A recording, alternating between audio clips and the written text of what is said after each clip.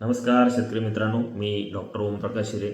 मित्रांनो, आपण कांदा पीक व्यवस्थापन भाग 1 आणि भाग 2 ही दोन विषय, लागवडीच्या अगोदर, लागवड, बेसल डोस, जमिनीमधले मर, त्याला प्रतिबंधक उपचारात्मक उपाय, या बऱ्याचशा विषयांवर सखोल चर्चा केलेली आहे. आता आजच्या व्हिडिओमध्ये आपण कांदा पीक व्यवस्थापन भाग 3 या विषयामध्ये तणनाशक मारल्यानंतर आपण कोणता डोस दिला पाहिजे याविषयी चर्चा करणार आहे. मित्रांनो, तणनाशक मारल्यानंतर कांद्यावरती तणनाशकाचा थोडासा शॉक येतो, जो आपल्याला लक्षात येत नाही आणि कांदा थोडासा 8 दिवस 7 दिवस थांबतो, वाढ होत नाही, त्याची वाढ थांबून जाते, ग्रीप घेत नाही. मग याच्यासाठी आपल्याला कांदा तणनाशक मारल्यानंतर एक डोस मी तुम्हाला इथे रिकमेंड करणार आहे, जो की एक सूक्ष्म अन्नद्रव्य, दुय्यम अन्नद्रव्य आणि मुख्य अन्नद्रव्यामधले काही अन्नद्रव्य असे अन्नद्रव्यांचं कॉम्बिनेशन असणार आहे, जे की तुम्हाला उत्कृष्ट प्लॉटला ग्रीप देण्यासाठी मदत करणार आहे. मित्रांनो, सूक्ष्म अन्नद्रव्य व्यवस्थापन हा खूप महत्त्वाचा विषय कांदा पिकामध्ये आहे आणि त्याचा वापर कसा झाला पाहिजे, कधी झाला पाहिजे, कुठे झाला पाहिजे, कशामध्ये झाला पाहिजे, हे खूप महत्त्वाचे काही सब्जेक्ट मी या व्हिडिओमध्ये कव्हर करणार आहे. तणनाशक मारल्यानंतर कांदा बऱ्यापैकी स्वतःच्या मुळीवरती उभा राहतो आणि तिथून पुढे तो ग्रीप घ्यायला सुरुवात करतो. तिथून पुढे त्याला नवीन फूट यायला सुरुवात होते, व्हेजिटेटिव्ह ग्रोथ त्याची त्या पुढे चालू होते. तर त्या वाढीच्या अवस्थेमध्ये कधीही कांदा पिकाला तुम्ही जर सूक्ष्म अन्नद्रव्याचा वापर प्रॉपर जर दिला तर त्याचा खूप चांगला फायदा झाड घेऊ शकतं, त्या अन्नद्रव्याला प्रॉपर झाड उचलू शकतं, तो एक फायदा होतो. दुसरं, तणनाशकाचा जो शॉक बसलेला असतो तो शॉक पण रिकवर करण्यासाठी हा डोस तुम्हाला खूप जास्त फायदेशीर ठरतो. म्हणून आम्ही शेड्यूलमध्ये रिकमेंड करतो की तुम्ही तणनाशकाच्या अगोदर कोणतेही सूक्ष्म अन्नद्रव्य झाडाला न देता तणनाशक मारल्यानंतर तुम्ही जर सूक्ष्म अन्नद्रव्ययुक्त खत प्लस काही कॉम्बिनेशन्स प्रॉपर जर दिले तर तुम्हाला त्याचा फायदा खूप चांगला दिसून येतो. त्याच्यामध्ये आपण मुख्य अन्नद्रव्यामधला नत्रयुक्त खताचा वापर करायला लावतो. त्याच्यामध्ये मग तुमच्याकडे एक बेस्ट ऑप्शन आहे, ते म्हणजे युरिया. एकरी साधारणतः 1 बॅग युरिया तुम्ही कांदा पिकाला ह्या स्टेजला देऊ शकता. त्याचा कोणताही विपरीत परिणाम तुमच्या स्टोरेजवर होत नाही, कारण ही जी स्टेज आहे ही वाढीची अवस्था असते. त्या स्टेजला तेवढं नायट्रोजनची गरज झाडाला असते. समजा युरिया जर अवेलेबल नसेल तर तुम्ही अमोनियम सल्फेट हे जे खत आहे याचा सुद्धा वापर करू शकतात.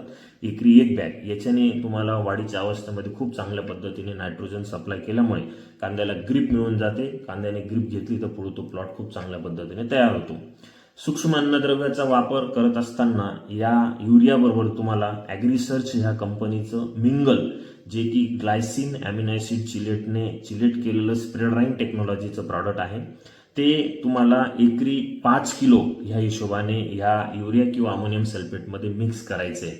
आणि प्लस त्याच्यामध्ये थायोग्रीन, जे की सल्फर, जे आता थंडीमध्ये तुम्हाला खूप चांगल्या पद्धतीने कांद्याला मदत करत असतं, ते साधारणतः 3 किलो प्रति एकर. आणि प्लस त्याच्याबरोबर तुम्ही मॅग्नेशियम सल्फेट, जे की एक साधारणतः 5 ते 6 किलो ह्या हिशोबाने तुम्हाला हा डोस बनवायचा आहे. एकरी 1 बॅग युरिया किंवा ammonium sulphate 1 bag plus 5 kilo मिंगल मायक्रोन्यूट्रियन प्लस त्याच्याबरोबर थायोग्रीन 3 किलो प्लस मॅग्नेशियम सल्फेट 4 ते 5 किलो. हे कॉम्बिनेशन जर तुम्ही प्रॉपर दिलं, कधीही सूक्ष्म अन्नद्रव्याचा वापर सल्फरयुक्त खताबरोबर आणि नत्रयुक्त खताबरोबर जर तुम्ही केला तर सूक्ष्म अन्नद्रव्याची कार्य करण्याची क्षमता ही तुमची 10 ते 15% मित्रांनो वाढून जाते. म्हणून हे कॉम्बिनेशन तुम्ही ह्या स्टेजला द्यायचे आणि मागून मग तुमचं रेग्युलर पाणी द्यायचे, म्हणजे तुमचा हा डोस प्रॉपर वाढीच्या अवस्थेमध्ये झाडाला लागून जाईल. बऱ्याच शेतकऱ्यांनी बेसल डोसमध्ये किंवा लागवड करत असताना डोस टाकलेला नाहीये आणि मग त्या शेतकऱ्यांचं म्हणणं असतं की मी तणनाशक मारल्यानंतर किंवा आंबवणीच्या पाण्यानंतर मी डोस टाकेल. अशा शेतकऱ्यांनी सूक्ष्म अन्नद्रव्याचा वापर मुख्य अन्नद्रव्याबरोबर जर करायचा असेल, म्हणजे मी तर रिकमेंड करत नाही, परंतु आता ती कंडिशन आहे. बरेच शेतकरी असे आहेत की त्यांनी बेसल डोस किंवा लागवडीच्या वेळेस वेळ नसल्यामुळे डोस टाकलेले नाही, त्यांना आता डोस कंटिन्यू करायचा. अशा वेळेस त्यांनी हे जे तुम्ही जे पण घेणारे मुख्य अन्नद्रव्ययुक्त 10-26-26 घेणारे किंवा 15-15-15 घेणारे किंवा 24-24-0-8 घेणार आहे किंवा मग तुम्ही 12-32-16 घेणारे, 14-35-14 घेणारे, काय तुम्ही नत्रस्फुरत पालाशयुक्त खत घेणारे, आता हे काय घ्यायचं याच्यासाठी तुम्ही भाग 1 किंवा भाग 2 बघा, त्याच्यामध्ये तुम्हाला बेसल डोस विषयी मी सखोल मार्गदर्शन केलेले आहे. पण जर तुम्ही डोसच भरलेला नसेल तर तुम्ही ह्या तणनाशकानंतर किंवा आंबोनीच्या पानानंतर जो डोस देणार आहे तो डोसमध्ये जो नत्रस्फुरत पालाशयुक्त खत घेणार आहे त्याच्यामध्ये तुम्ही हे मायक्रोन्यूट्रिएंट युक्त खत जर तुम्हाला मिक्स करून द्यायचं असेल तर तुम्ही ते आपल्याकडे असलेल्या कोणत्या तरी सेंद्रिय खतामध्ये आधी मिक्स करा. म्हणजे तुमच्याकडे समजा शेणखत असेल किंवा गांडूळ खत असेल किंवा निंबूळ पेंड असेल किंवा इतर कोणतं तरी सेंद्रिय खत असेल, या 40-50 किलो सेंद्रिय खतामध्ये ही मिंगल साधारणतः 5 किलो प्लस थायोग्रीन त्याच्यामध्ये 3 किलो प्लस मॅग्नेशियम सल्फेट त्याच्यामध्ये 5 किलो असं प्रॉपर एकत्र करून घ्या.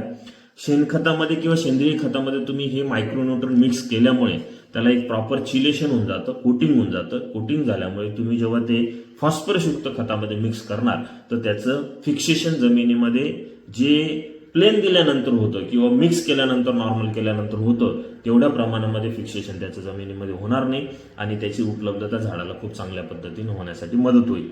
म्हणून हा जो डोस मी रिकमेंड केला आहे तणनाशकानंतरचा डोस, तो तणनाशकानंतरचा डोस तुम्हाला एखाद्या NPK युक्त खतामध्ये मिक्स करून द्यायचा असेल तर तुम्ही तो डायरेक्ट मिक्स न करता एखाद्या सेंद्रिय खतामध्ये थोडासा जर प्रॉपर मिक्स करून आणि नंतर तो NPK युक्त खतात दिला तर त्याची खूप छान कार्य करण्याची क्षमता ही वाढून जाते. अशा पद्धतीने तुम्हाला ह्या तणनाशकानंतरचा सूक्ष्म अन्नद्रव्याचा डोस नायट्रोजन युक्त खताबरोबर आणि सल्फर युक्त खताबरोबर दिल्यानंतर तुम्हाला फवारणीमधनं एक प्रॉपर मॅनेजमेंट करायचे.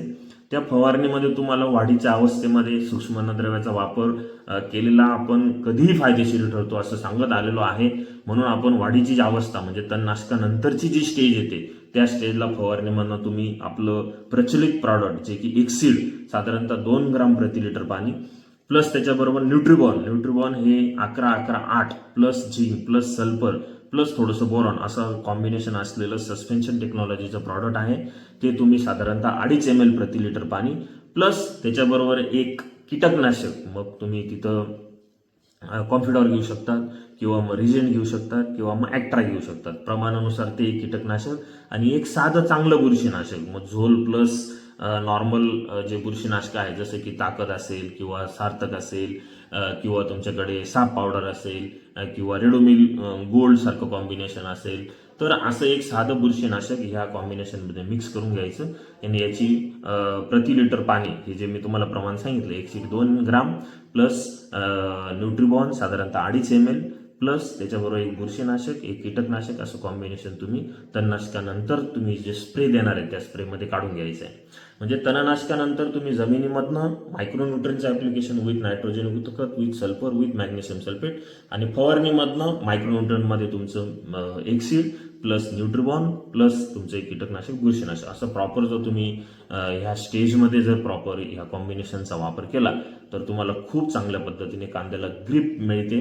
कांदा खूप छान पद्धतीने ग्रीप घेऊन ग्रीनरी डेव्हलप करतो आणि पुढे त्याचा खूप चांगल्या पद्धतीने आपला ॲव्हरेजमध्ये असेल किंवा प्रोडक्शनमध्ये असेल किंवा रोग प्रतिकार क्षमतेमध्ये असेल खूप चांगल्या पद्धतीने फायदा दिसून येतो. धन्यवाद.